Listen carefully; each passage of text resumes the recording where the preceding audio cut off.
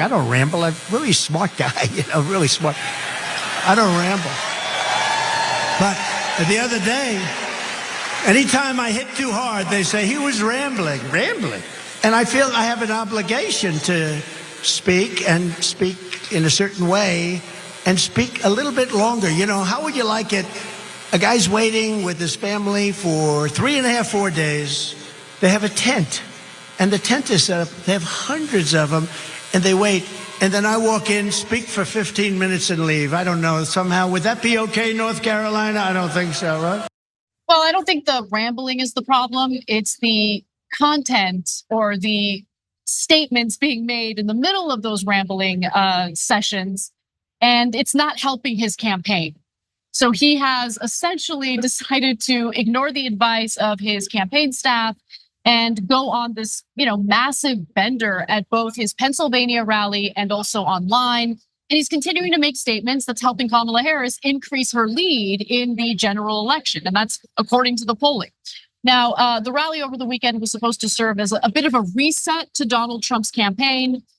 That didn't happen. Now, as part of the strategy, his staff prepared this written speech that focused heavily on economic policy. Like, hey, Trump, go back to your greatest hits.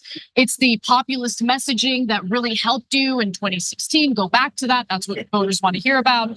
Some Republican strategists had hoped the former president could regain the initiative by zeroing in on issues which opinion polls say voters have greater trust in Trump than the Democrats, such as inflation.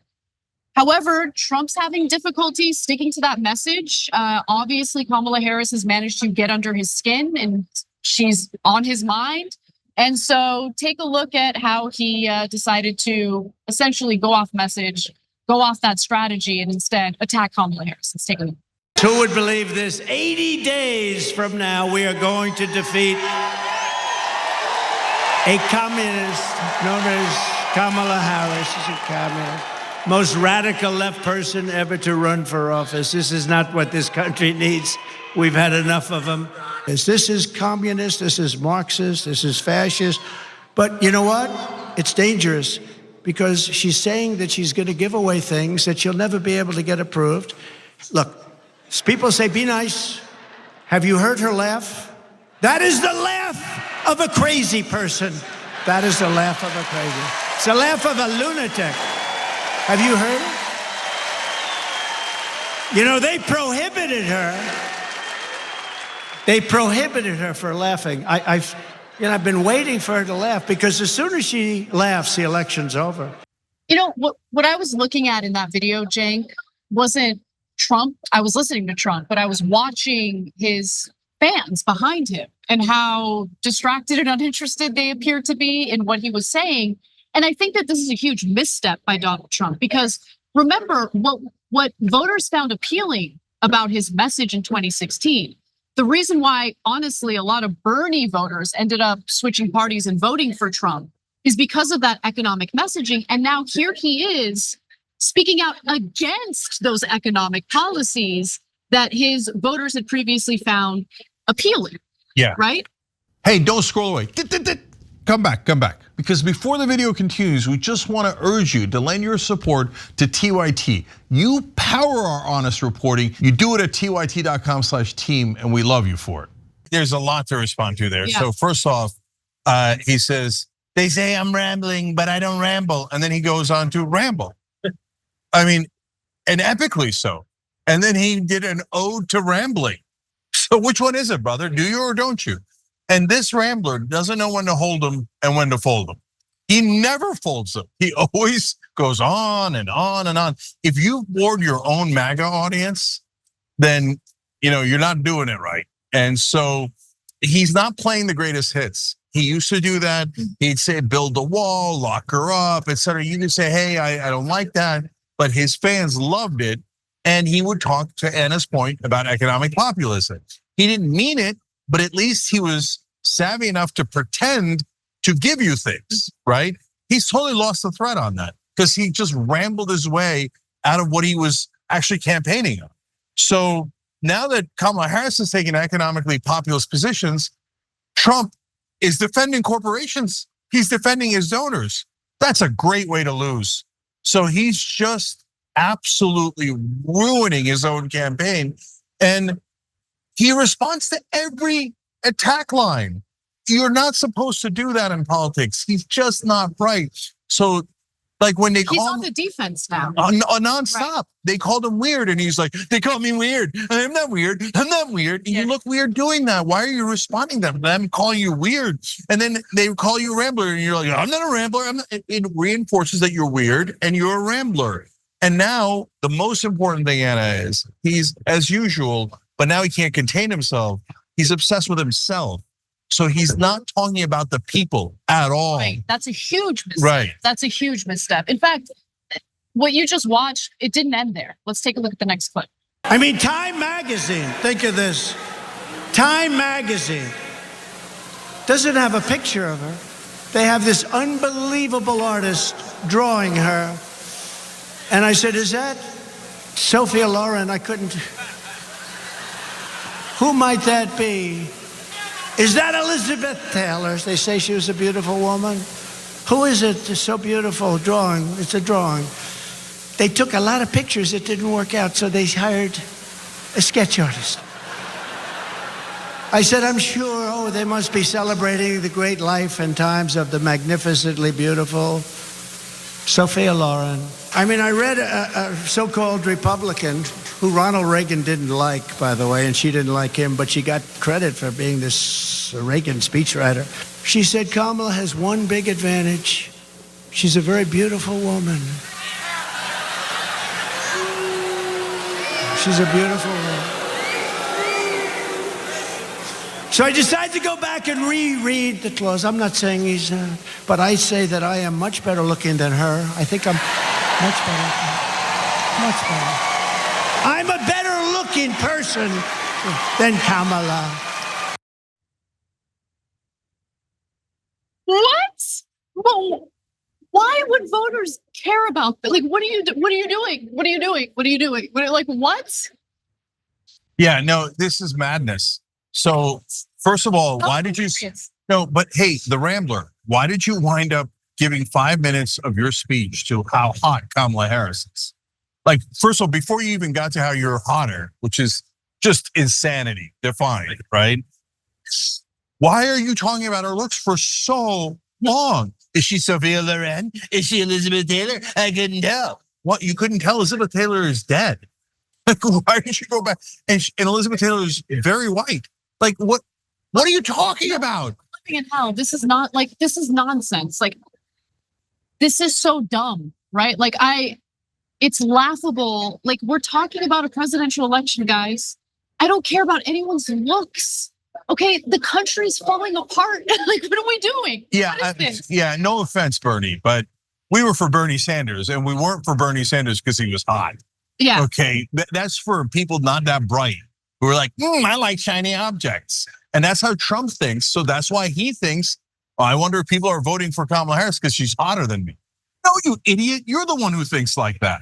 And guys, look, even if you're MAGA, if you didn't think that he was a lunatic before, you really think that Donald Trump at 78 and 300 some odd pounds is better looking than Kamala Harris? Like, I know who cares, but do you understand that that's detached from goddamn reality? Like, you sound like cuckoo for Cocoa Puffs. Anyway, Nug Huffer is one of our members on Twitch, and they had an interesting theory as to why Trump said the weird thing about how he's more attractive, right? They say the reason the crowd booed Trump when he said Kamala was an attractive woman is because to them, anyone of color can't be attractive. Then when Trump says I'm more attractive, the crowd cheered, not because of a conventional definition of beauty, but rather because he's white. They're deeply racist. Look, I don't know about the racist theory, etc., but it is true, and we saw it with your own eyes. He's talking about, oh, she's so attractive, and they're like, oh, grumble, right?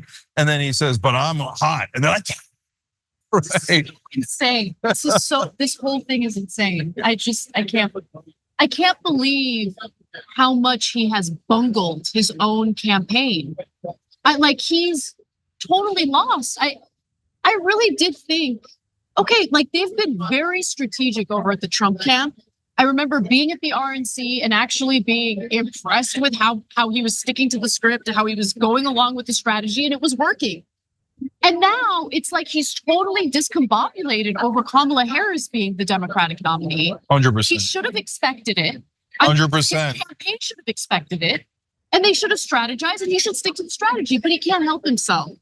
He's totally discombobulated. Okay. And I got to say one thing about what you're saying. So we're at the DNC right now, as you can tell, right? We were at the RNC a couple of weeks ago, and I was shocked that they didn't see it coming. Me too. Yeah, I mean, because we were there on Thursday, word spread like wildfire that Biden might drop out, right?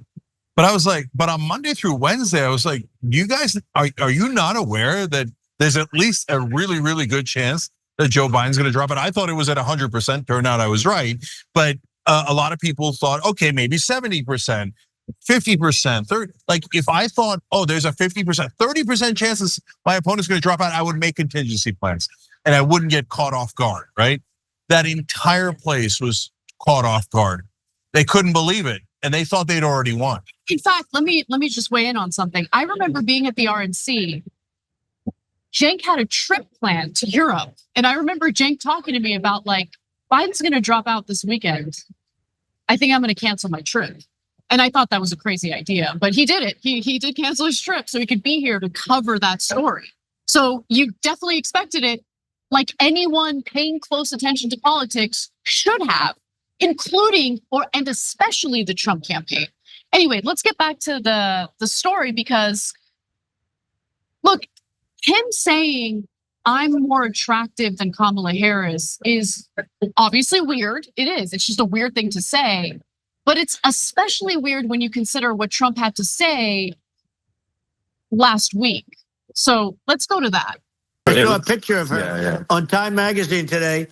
She looks like the most beautiful actress ever to live. It was a drawing. And actually, she looked very much like our great first lady, Melania. She didn't look like Camilla. That's right. But of course, she's a beautiful woman. So we'll leave it at that, right? So are you saying you're more attractive than your wife? No, I hadn't thought of that. Transitive property. Of course, if you told him about the transitive property, he'd be like, I don't own that one, so I don't know what you're talking about. I put my name on it, make money off licensing my name. Why don't we just take out the ansitive and put it in and then it'll be Trump property. Okay, so again, we covered that last week for you guys. I don't know why he's imagining Kamala Harris as his wife in some weirdo, bizarro thing that he shouldn't be talking about at all. Why he's fixated on her looks, but most importantly, guys, his inability to pivot is actually kind of stunning. Look, it shouldn't be stunning to me because you've heard me say 1,000 times how unintelligent I think he is. But even so, he keeps using talking points about Biden. Yeah. So like he'll even go to like, oh, Biden was too old. Brother, that was 1,000,000 years ago. You're not running against Biden anymore. And at this point, you're 20 years older than Kamala Harris.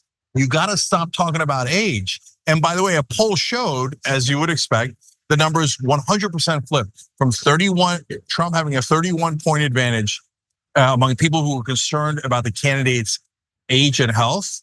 He had a 31-point lead. Now he has a 30-point deficit.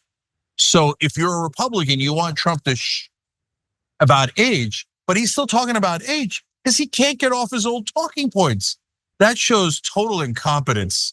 And you just don't, you're supposed to be attacking Kamala Harris on her policies like immigration crime. I mean, I don't want to do your job for you, but those are the obvious things to do. If you're a Republican, you should be 10,000 times angry at him. It's okay. Right? I mean, honestly, if he could think straight and just get out of his feelings for a minute, it's a bit of a layup. Because think about it, Kamala Harris is currently running on the things that she's gonna do if she gets elected and she's in the White House. She's in the White House now.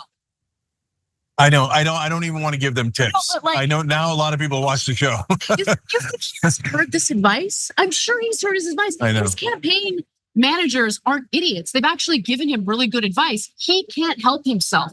And look, I actually want to admit that I was wrong about something. The thing that I've always given Trump credit for is I felt that he understood marketing. He understood how to sell it. And right now he is flailing and his messaging is so disastrous. I'm like, man, I guess I was wrong. Maybe he doesn't understand. Yeah, I saw Bernie speak earlier today and he's still totally the same Bernie as he was before. Age catches up with you at different times for different people. And so you know that I haven't thought that Trump had an age problem, because I'm like, look, if you think the things he's saying is crazy, he's always been crazy, right? And he's always been unintelligent, etc. But now for the first time, I'm beginning to think it might be an age issue. Because like those fantasies about how Biden will come back into the race, like, I don't know if you saw those, Anna, when you were away, but he kept talking about like Biden could come back. I think Biden's gonna come back and he's gonna retake the nomination at the DNC. Well, not only is that cuckoo for Cocoa Puffs, but that's like devolving in a way that's more than I would have expected. Like, you're not running against Biden. This is not a complicated issue. Like, hey, if you say he doesn't have a good healthcare proposal, of course it's a complicated issue. He couldn't possibly have a decent proposal for healthcare, and he knows it, right? But this is not complicated. Running against Kamala Harris, not Joe Biden. And he doesn't seem to understand that. So he is an absolute hot mess right now. Thanks for watching The Young Turks. Really appreciate it. Another way to show support is through YouTube memberships. You'll get to interact with us more. There's live chat emojis, badges. You've got emojis of me, Anna, John, JR. So those are super fun. But you also get playback of our exclusive member-only shows and specials right after they air. So all of that, all you gotta do is click that join button right underneath the video. Thank you.